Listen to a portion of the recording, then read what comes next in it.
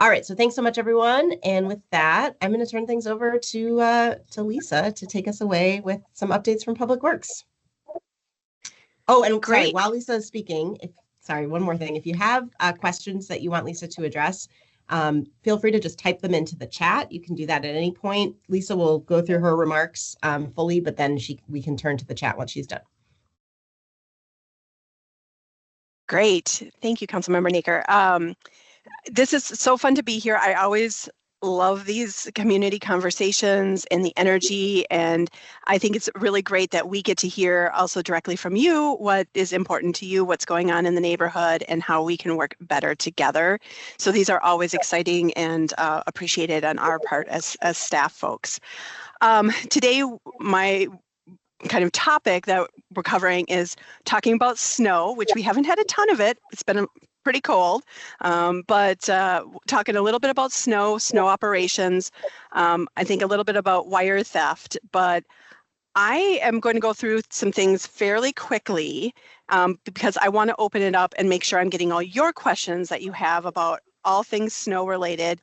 And I'll talk a little bit about, I know, Tom, you're over in the Payne-Phalen area, and some of the pilot programs that we're testing out this year for the first time too. So I'm going to go pretty quickly here, kind of some updates of what's been going on in the snow world for us, because when we're not dealing with snow, we are always planning for snow in Public Works. Snow is a year-long thing for us in Public Works, believe it or not. So I'm going to jump in. I'm going to share my screen, and if you have questions, let me know because I can't see the chat and things like that, or anybody raising their hand or things like that. So I'm going to go ahead and share my screen. Can everybody see my screen okay? Yep. Okay, great. All right, let me see if if I can move it. All right. So a couple things, what does Public Works cover when it comes to snow? So this is kind of by the numbers. So we have over 1,800, it's about 1,900 lane miles of streets that we plow throughout the winter. And so when a snow emergency is called, in that first 20 to 24 hours, we will plow all the streets.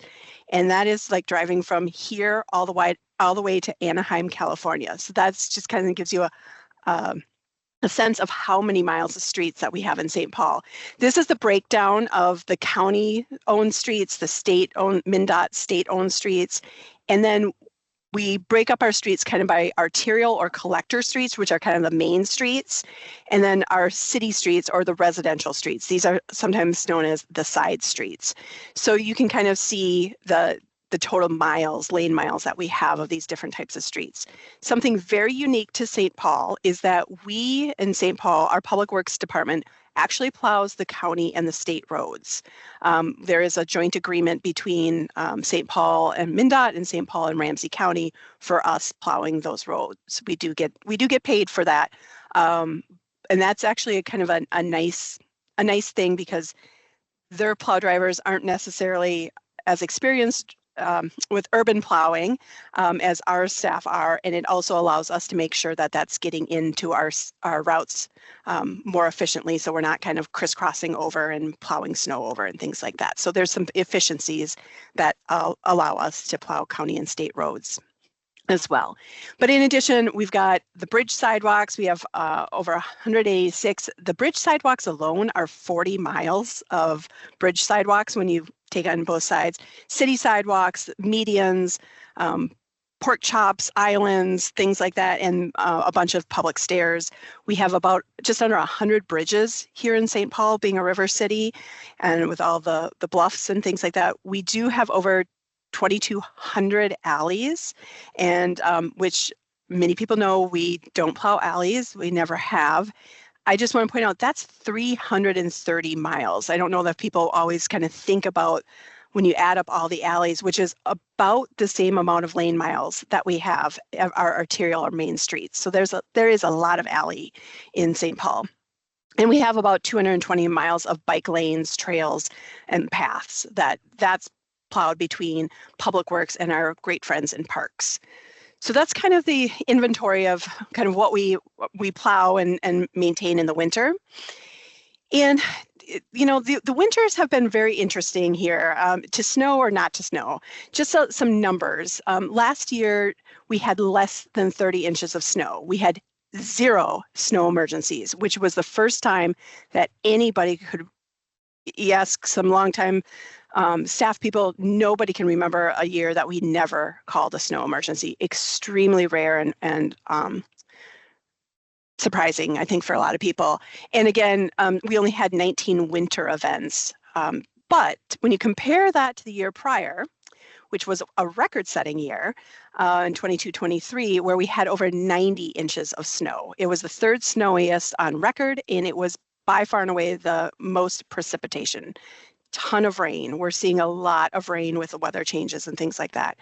We had over 44 weather events, and if people may recall, we also ended up having to put in a one-sided parking ban for about 20 days and had 7 snow emergencies. So again, this variability in the weather is something that, looking forward, that this is to be more expected. This variability and unpredictability of what type of weather we're going to get is kind of what we've been told is kind of coming in the future.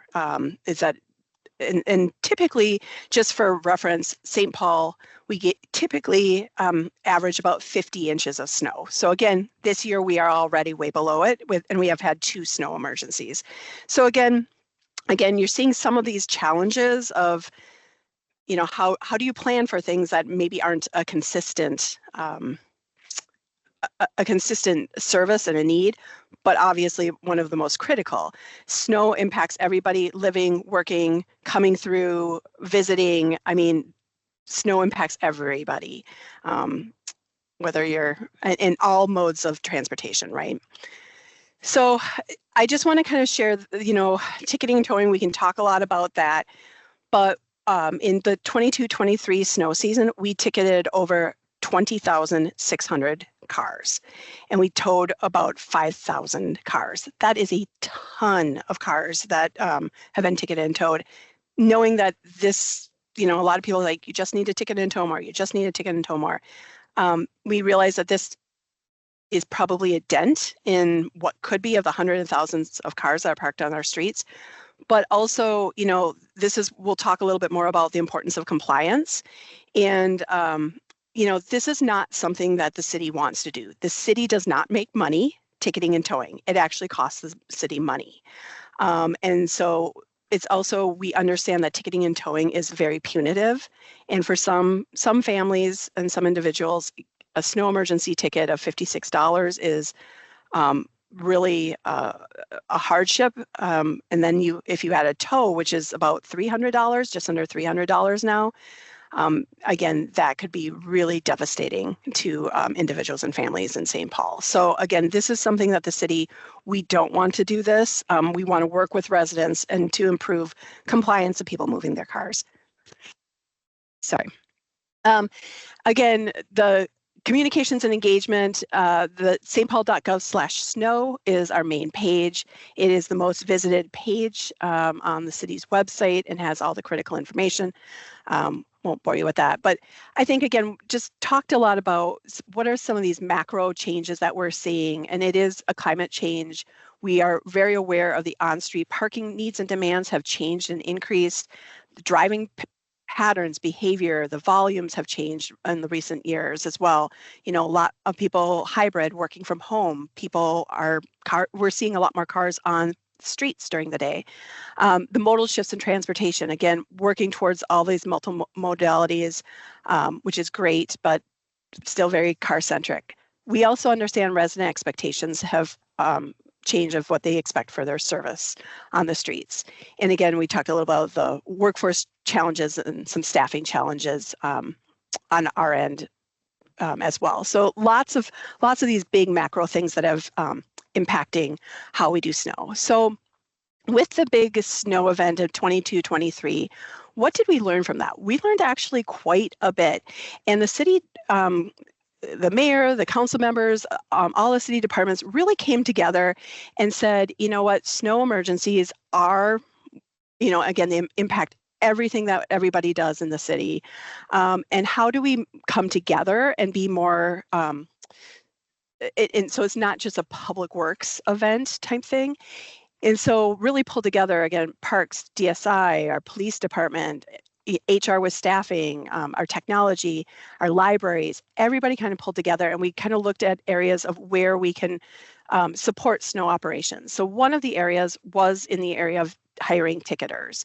So last year, which we didn't need to use any of the ticketers, but we did increase the ticketing, the number of ticketers that we had, including allowing staff to go out and ticket as well. And there's a whole process that you have to go to and training, and you get a little deputy number. And the deputy mayor is actually a ticketer as well in doing that. We also looked at our plow drivers. For our main trucks, you need to be a CDL. You have to have a commercial driver's license. But we do have in the picture there, which is actually a video, is one of our 1-ton pickups. That does not require a CDL. It does require training to plow. And so we've got about 10 staff people who are now trained to be plow drivers in these 1-ton pickups. And including the mayor. So the mayor has been out several times plowing, as well as some other city staff to help assist with the plowing needs of the city, which is really great. So again, this all-in approach to how we do snow together. But we also realize the importance of working with our businesses and our partners, such as the private plow contractors and businesses, our district councils, and our colleges and universities of, again, where are they putting their snow? So it's not just this back and forth of pushing snow into the street, out of the street, things like that. So really, again, strengthening some of those relationships and making sure that we're working together on snow operations for the entire city. Again, another key piece is the residents. Really, and we've really started to tie into alley captains and created the Snow Summit, which I'll talk a little bit about, but alley captains, which is a really critical community role. Not all neighborhoods or streets have alley captains. And alley captains are, if you're not aware of what alley captains are, it's kind of an individual or individuals who have kind of taken on the volunteer responsibility to collect money and organize their neighbors on the alley to collect funds to have their alley plowed by a private contractor, typically. And so we don't know how many alley captains there really are. We don't know which alleys have them, which might, and that changes every season as well. But we're tapping into them and trying to provide them a resource to come together, and those who are interested in organizing have some resources. So that's been really successful and growing over the last 2 years. And then also working with property managers and property management companies to make sure that they're reaching their tenants and their renters, things like that, to make sure that they're aware of the rules and moving their cars so that they can avoid a ticket and tow. So again, this is a really kind of inclusive way that we're really looking at snow and snow operations differently. And we had this is a video from the first Snow Summit that we did 2 years ago. We will have another Snow Summit. It is that Saturday, October 4th, Saturday, October 5th.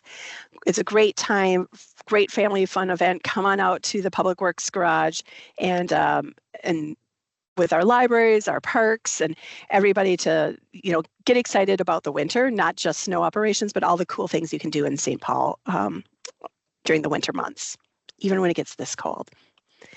And then this is the Snow Summit and Alley Captain Conference that I mentioned. We do pull the alley captains together in talk some training and let them connect to each other. We do also now have a small alley captain committee, which is trying to organize and get some more resources and materials together for current alley captains and prospective alley captains. And, again, snow is social. It affects everything we do. And again, staying connected and the communications about what we're doing and where our trucks are and what we're working on is a priority for us. So you'll see more, you should be seeing more updates with social, with snow. Again, haven't had a ton of snow this year and last year, but social and communication is a priority.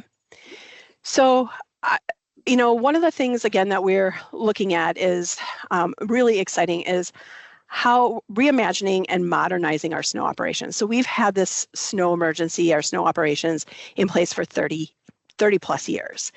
And again, we realize that it has a lot of challenges with all the changes that we've talked about: current staffing, resident compliance, resident expectations, and ticketing and towing efforts. I will say right now that ticketing and towing, the courts have said to the city of St. Paul that we can no longer do, as of May 1st, we can no longer do paper ticketing for snow emergencies. So this is a game changer, and which means that sworn officers, parking enforcement, things like that are going to be the only ones who can write tickets. So this is a game changer. Good news is that we've been looking at things differently, and we got couple things going on. The first thing, which is really another game changer and not super exciting maybe externally, but really exciting internally, is we have gotten money and we're starting a process for the vehicle route optimizing system. This is a game changer because our plow drivers they have a sheet of paper with a list of streets, and that's how they plow our streets. And all of our routes are done manually. There isn't a system to do this. It's all done manually by staff, and again, sheets of paper with streets. So I know most people think we use our phones and Siri is telling us turn left here and all that. None of that. So the vehicle route optimization system is going to give us that technology, connect to some of the technology that's already in the trucks. And then this allows us to say we have X amount of staff, we're seeing this type of snow, these are the streets that we need to get plowed, what are the best routes to do this for it? So this is, again, a game changer for us. And hopefully we'll have that in place for next season. We also have been looking at, for the last couple of years, looking at talking to our neighboring cities in the northern climate of how they do snow and snow emergencies. And so one of the things that we're exploring and piloting this year is a one-sided, a weekly alternating one-sided parking cycle. And we're piloting that right now, and I can talk a little bit more about that. And the idea is that this is really focusing on residential streets primarily, and this would not be a year-round thing. This would be kind of a seasonal parking, winter parking ban, which is pretty typical of most northern cities, urban and suburban type cities. And what it does is it allows parking on one side of the street for a week, and it's odd even based on the addresses. What this does especially for our residential streets, is it allows it to be 2/3 of the street to be open at all times. Why is this important? First and foremost, our emergency responders can get in anytime, any place that they need to go throughout the city. So that's number one priority. The other one is that it allows our plow drivers to go in all week long, even when we get kind of like the nuisance snows like we've had, like the last time here, about 2 inches, where we wouldn't call a snow emergency, but it allows the plow drivers to get in and out throughout the city and get that snow plowed, the center lane and that parking lane, out of there and off to the open side of the street. And then when you switch, again, on Sundays are the switchover. When you switch, again, keeping 2/3 of the street open, but then again, they're coming through, they're doing the drive lanes, and then that on the other side of the parking lane. So it is minimizing compaction and ice buildup and ruts. And it's a little bit of a mind switch for folks, because that's all you do is every week, every Sunday, you switch from one side of the street to the other. So you don't have to say, oh my gosh, did the city declare a snow emergency? Didn't they? It takes kind of that guessing out of. And when other cities we've seen this, that use this model, has really good compliance, because that's just what you do. In comparison, that year that we did over 20,000 tickets, Duluth uses this model, and Duluth did 200 tickets, and they had a record setting. They had like 140 inches or something like that of snow. So again, that's what we're testing out in the pilot areas right now. One of the pilot areas is over on the east side in Payne-Phalen. and the other one is in Highland Park. And these started on beginning of February, and they go through the middle of April, so April 12th. We have just started the ticketing phase of the pilots, which are actually going pretty well. The compliance is looking really, really, really great. And I encourage people to kind of go over and see these pilot areas and kind of drive them and check them out compared to the neighboring cities, the neighboring areas as well. So that's kind of all the updates that we've been doing with snow. So I'm going to pause there because I can get in and answer all the snow operations questions and the details and, why do you do this or why don't you do that? I'm happy to get that, but I wanted to kind of get in just kind of the updates of what we're doing, how we're looking at snow differently, and really working with our residents and our partners. So I guess maybe a good time to pause and see what kind of questions there are. Great. Thanks so much, Lisa. A lot going on in the department. I would encourage folks to, if you have a question, you can raise your hand by pressing the raise button above, or you can put it in the chat, and we can just kind of facilitate the conversation that way. So yeah, any questions? Sage, go ahead. Just make sure you unmute first. Just need to unmute at the top of the screen again.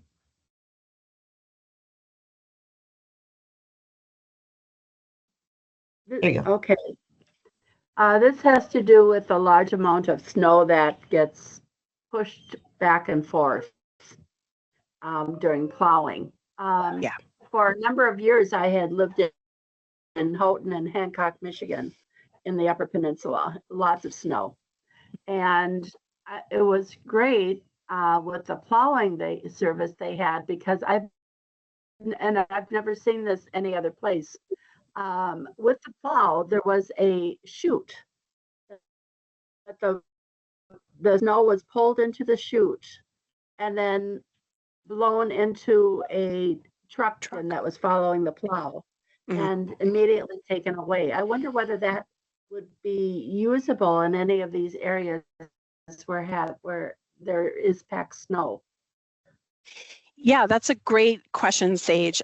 So that is snow removal and not necessarily plowing. And there are a lot of northern cities that do that.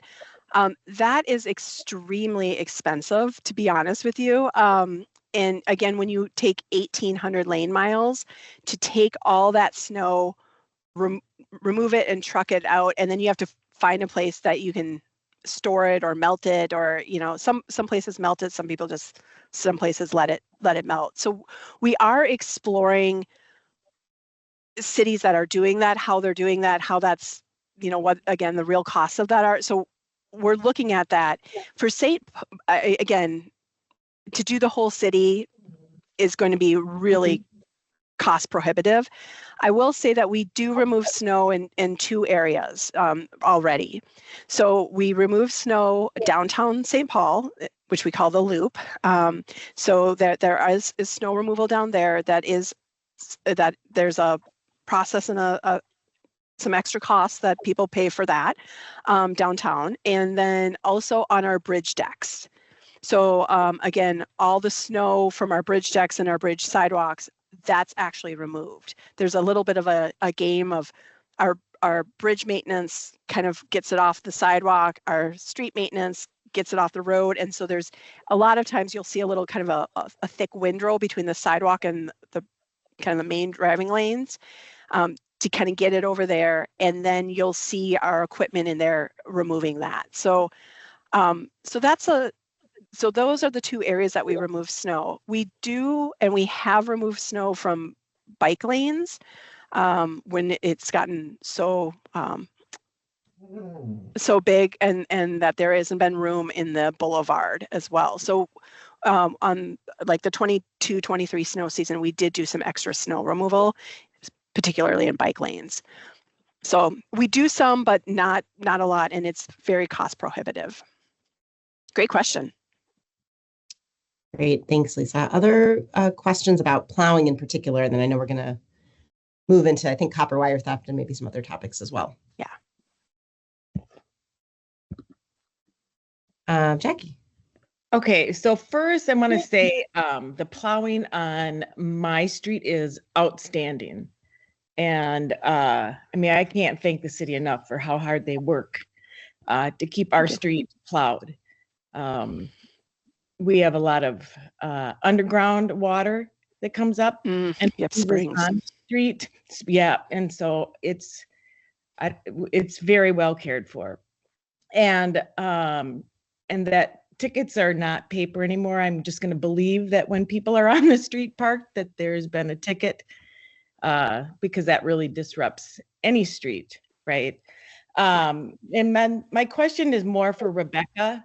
We hear a lot when like the year with so much snow about the cost. What happens when we have years with not very much snow, like last year and maybe this year?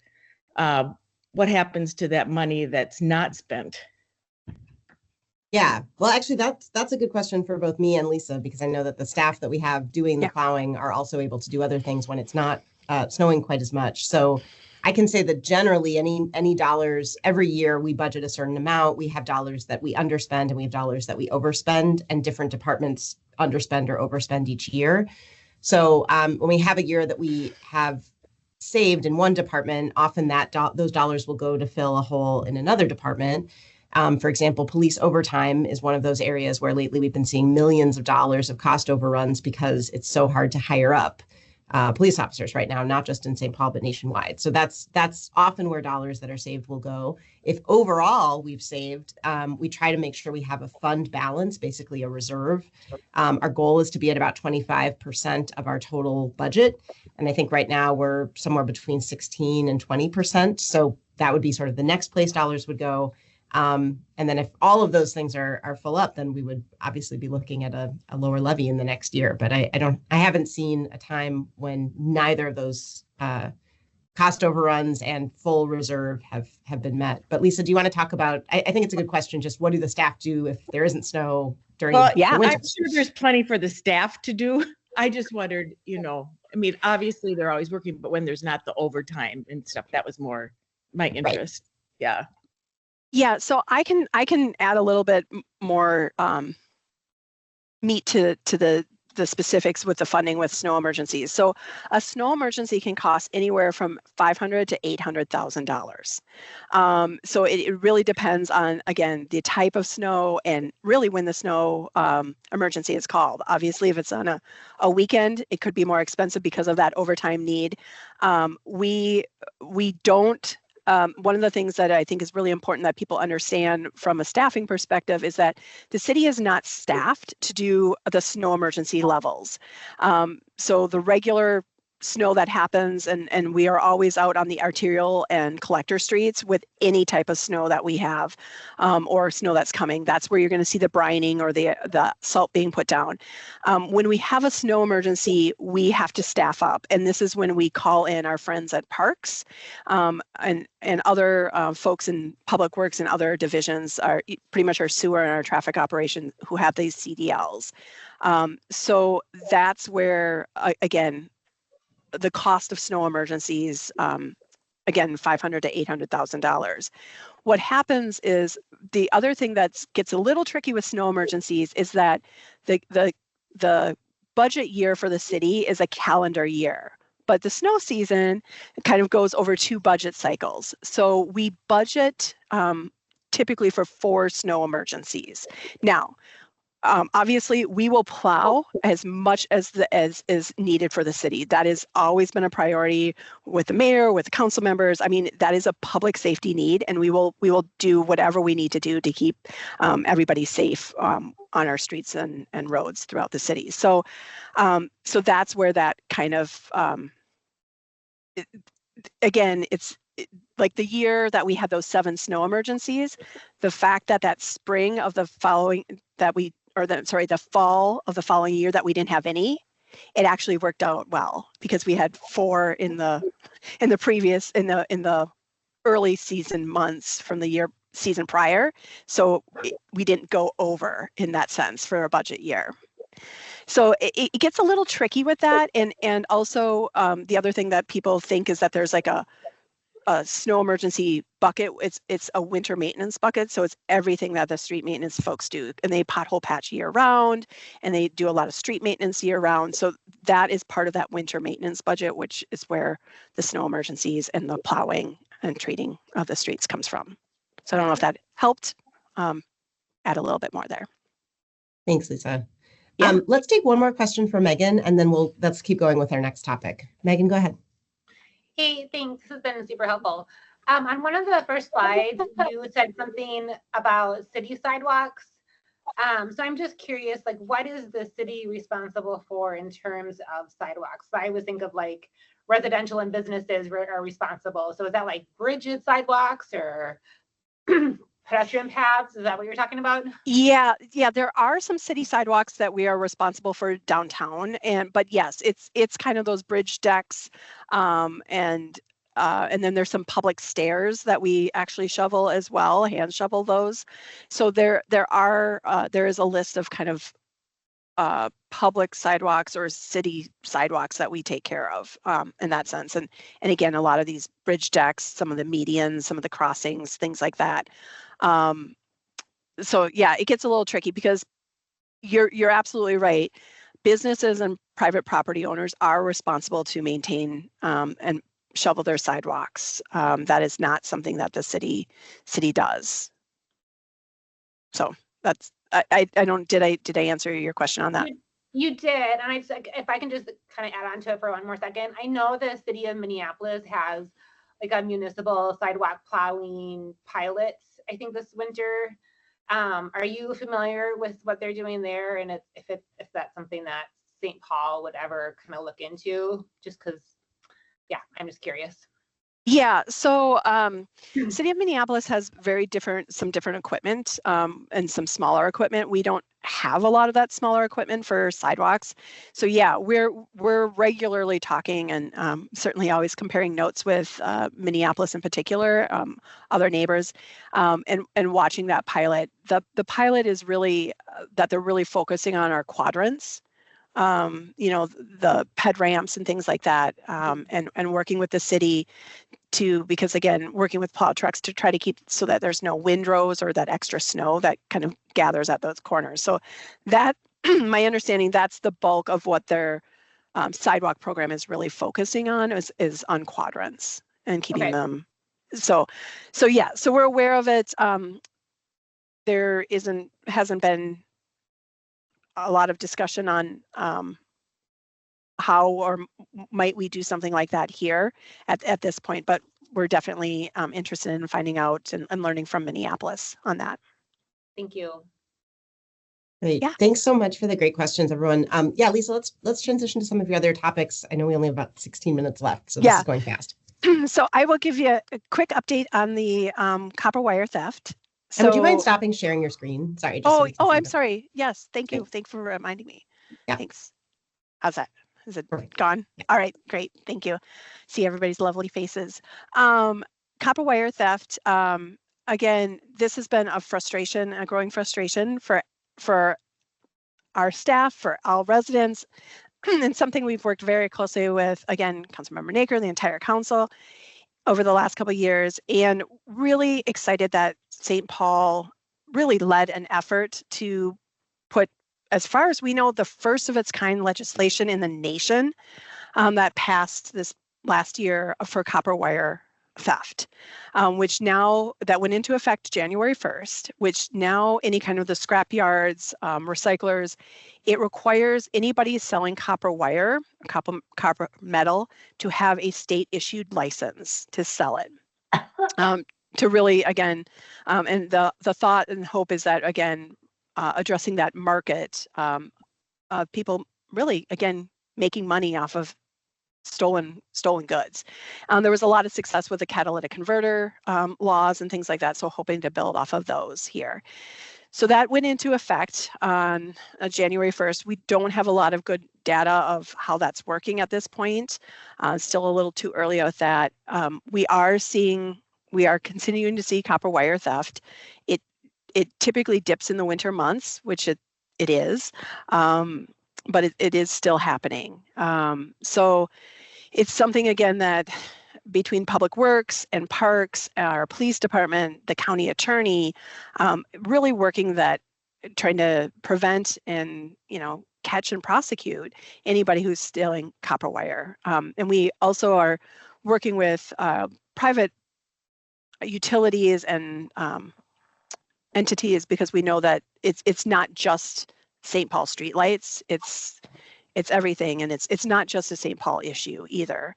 So in that sense, some successes is that we've been able to test, again, getting some extra money from the city council, pilot some high access streetlights that have been successful in preventing wire theft. Unfortunately, they moved to the ground boxes nearby, but again, seeing some success with those new high access poles. And then also, I just have to give props to our lighting team. They have been really creative and trying so many different things. I wish I could bore you to death with all the different things that they've been trying, and they're having some success. With some of the things that they're trying and doing differently, that is preventing and deterring some wire theft. The challenge is we're seeing the theft then move into other parts of the neighborhood.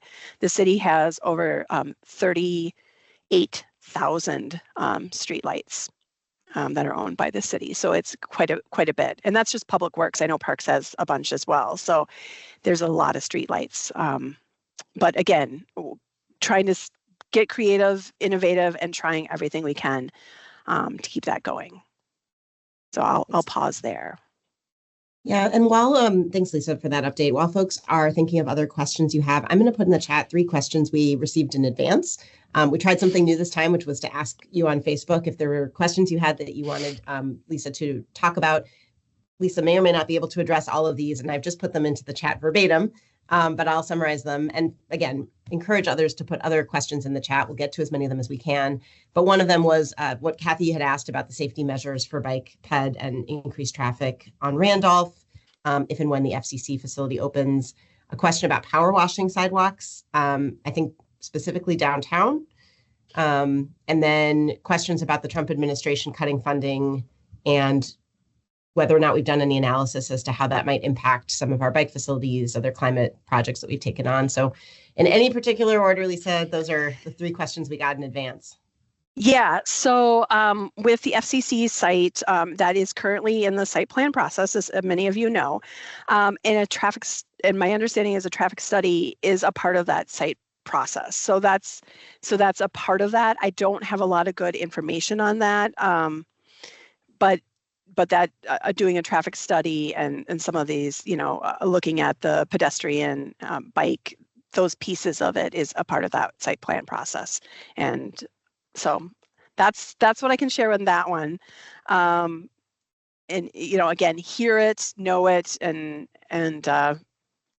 working through the process with the site plan process with the city, and then planning commission and all those great things. Then the other one was sidewalks, right? Power washing, cleaning downtown. So the good news is that downtown is a priority and a focus for the coming year, and so I think that there's going to be a more focus and some investments in downtown. One of the things that we are working with is the Downtown Alliance and the Downtown Improvement Districts and the expansion of that. And again, working with them on what that means and what that looks like. So yes, we're looking at that. Sidewalks, again, typically need to be maintained by the property owners, but this is that. And I will say that there's some properties downtown St. Paul that they power wash their sidewalks regularly and are doing a fabulous job. So I just want to give a shout out that there are a lot of downtown businesses and property owners that are doing a great job of maintaining their sidewalks. There's always room for improvement, but again, working with the Downtown Alliance and the Improvement District we should see some more of this happening. There are also, I know we're working with organizations and district councils and organizing a lot of cleanups efforts, not just in downtown, but downtown and throughout the city, working very closely with the with district councils to do more cleanups and cleanup events with residents and businesses. So that will be great. And Lisa, I just put in the chat, because to your point, especially downtown right now, as many of you know, we have a number of properties that have absentee landlords that are in receivership. And so we're in this period of transition and uncertainty where it's harder than usual for us to gain compliance from the property owner in some cases. However, to Lisa's point, we do have these great partners in the Downtown Alliance. We can step in. We know that gross sidewalks are not what we want. So I did put in the chat both the phone number and the email address to report a sidewalk that's in need of cleaning. And it's actually the kind of catch-all reporting number and email for any issue in the city at all. A broken streetlight, an upside down stop sign. That actually reminds me, I need to report an upside down stop sign, Lisa, in my neighborhood. So feel free to just put that, they'll direct you or your complaint to the right person. You don't need to be a whiz at city bureaucracy to report something. So just save that email and phone number. Yeah, and that really truly is the quickest way to get it into the system and get attention. And I'll just say that we have a lot of staff that are out doing a lot of things, but all the extra eyeballs and ears and the reporting, I know it's not your job, but we really appreciate it. It really helps us address that. And a lot of people are like, well, I thought somebody else called it in, so we don't mind getting repeat reports on the same thing. It is really helpful. So please let us know.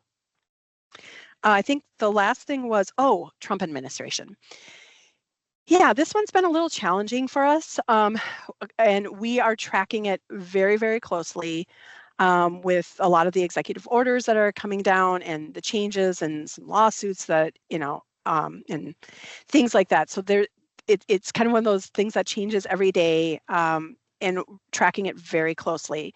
And unfortunately, the answer is we really don't know. There is a real effect that is impacting us, not just with the EVs and some sustainability projects and things like that, but also with a lot of some of our capital projects and things like that too. So we're tracking this across the board in public works, and I know that the city is really looking at it and paying attention closely to it, because again, it impacts many different areas, not just public works with some of our grants. It's funding through the state and through the county and all those things. So there's a lot there. So yeah, I just, all I can say with that is we are talking and watching things closely. Yeah. Thanks, Lisa. We're going to try to whip through as many questions as we can. I'm going to do the ones in the chat first, and then go to folks with hands. We'll see how many we can get through.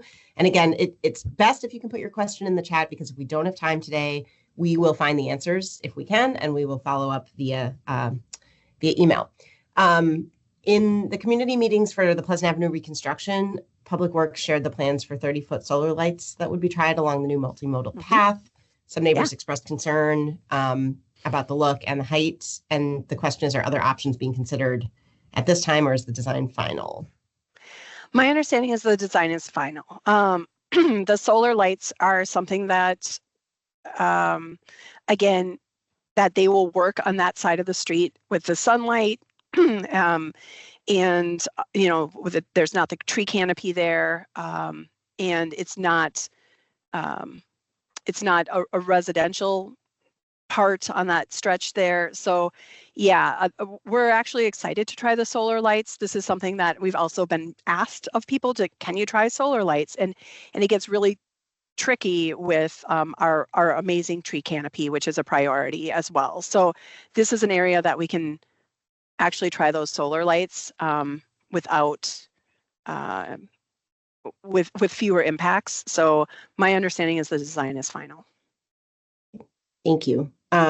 There's a comment that I'll let you read on your own, but about the responsibility of snow removal moving to us as the city rather than the property owner, and increasing the right-of-way tax to cover that so that we wouldn't have this issue with negligent building owners. I don't know if you can comment on whether that's something we've ever considered or.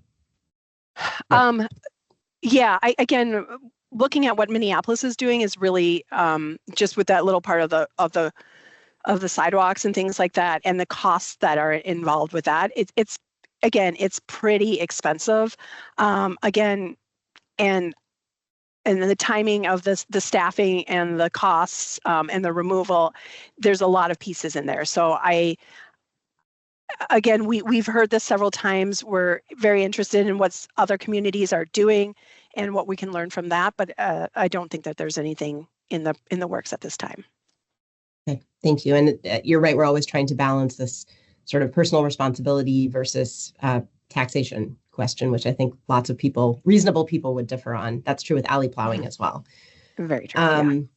Judy Miller wrote a really nice comment about just great service she got. So just wanted to call your attention to that. Thank you for that, Judy, and the importance of all of us kind of letting us sharing when we're seeing things that are wrong. I just want to say before we go to Laura for another question that normally we have our communications intern Kaylee online. She's not here today, so I don't have the nifty link to sign in. So instead, I'm just going to put a comment in the chat. If you want to receive that follow-up email, I just want to make sure we have your email. So if you can email us at ward2@stpaul.gov, just if you would like to receive the follow-up email from today, we will email you directly. We'll also post this on our website, any information and the recording, but I just want to make sure you have a way to get it directly into your inbox. So email us there if you want the follow-up email. And with that, Laura. I just first want to start. Thank you both so much for having this conversation and for everything that you do for the city, both of you. I realized that I was the one who asked about, how does the Trump administration impact public works? And I realize it's probably too early to ask the question, but, it's a good table setting. If we want to kind of follow along on those analyses as they become available, where should we be looking for that kind of guidance?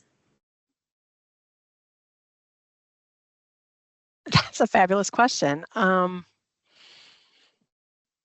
don't know, Councilmember Noecker, if you've got any great resources. I think the challenge is that public funding and whether it's, coming through in the form of grants or other things is really kind of tricky. It comes through different ways. So in public works, some of our grant funding comes from so many different ways.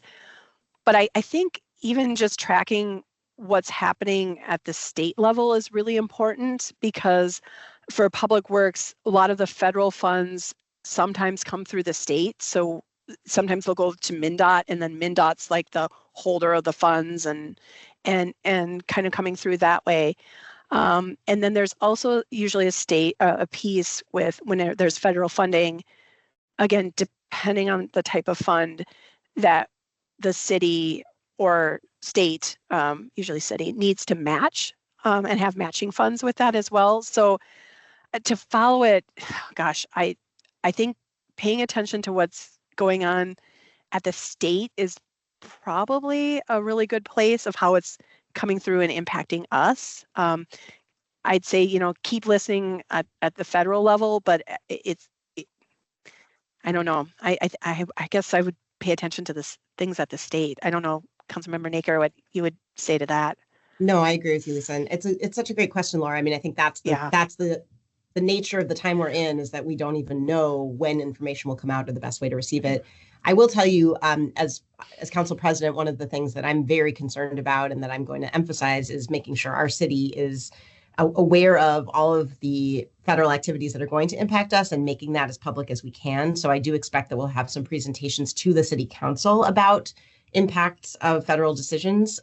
So those will be scheduled periodically throughout the year, and those will be on our website. They're open to the public.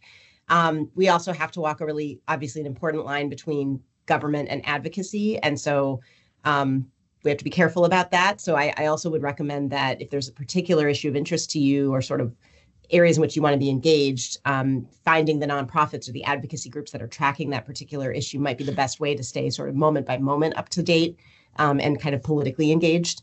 But we will have presentations at council about it as well. And obviously, there will be news when things are really affecting us that we won't be able to operate the same way that we have in previous years. And I hope that won't be the case. But I really appreciate the question. I will add one thing that maybe people don't know. In the last year, the city has added a new kind of grants manager position. And I think it's like two, maybe three individuals that are part of the Office of Financial Services.